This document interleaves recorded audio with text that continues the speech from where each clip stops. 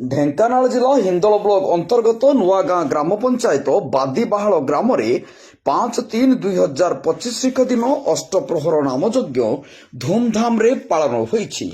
ହିନ୍ଦୋଳ ଅଞ୍ଚଳର ଆଖପାଖରୁ ବହୁ କୀର୍ତ୍ତନ ମଣ୍ଡଳୀ ଯୋଗଦାନ କରି ହରିନାମ ରସରେ ମତୁଆଲା ହୋଇଥିଲେ ଏବଂ ଢେଙ୍କାନାଳର ବାଦିବାହାଳ, ଝଜିରି, ବାଲିସାହି, କଙ୍କାଳୁ, ଖଲିବେରଣା, କନ୍ତିମିଲି, ବେରୁଆନପାଳ, ଲଣ୍ଡେଇଲ, ସରପା 13 ଗୋଟି ଗ୍ରାମର କୀର୍ତ୍ତନ ମଣ୍ଡଳୀ ହରିନାମ ମହାମନ୍ତ୍ର ଜପରେ ଶ୍ରଦ୍ଧାଳୁଙ୍କୁ ମନ ମୋହିଥିଲେ। ଏହି ଅଷ୍ଟପ୍ରହର ନାମଯଜ୍ଞକୁ ଆଚାର୍ଯ୍ୟ ମନ୍ତ୍ରପାଠ ଗ୍ରାମର ସଭାପତି ଯୁବକମାନଙ୍କର ସହଯୋଗରେ ହଜାର ହଜାର ଶ୍ରଦ୍ଧାଳୁ ପ୍ରସାଦ ସେବନ କରିବା ସହିତ ଏହି ନାମ ସଂକୀର୍ତ୍ତନରେ ଯୋଗଦାନ କରି ପ୍ରଭୁଙ୍କର କୃପା ଲାଭ କରିଥିଲେ। ଢେଙ୍କାନାଳରୁ ପ୍ରକାଶ ଚନ୍ଦ୍ର ନାଥଙ୍କ ରିପୋର୍ଟ, ସଂକେତ ନ୍ୟୁଜ।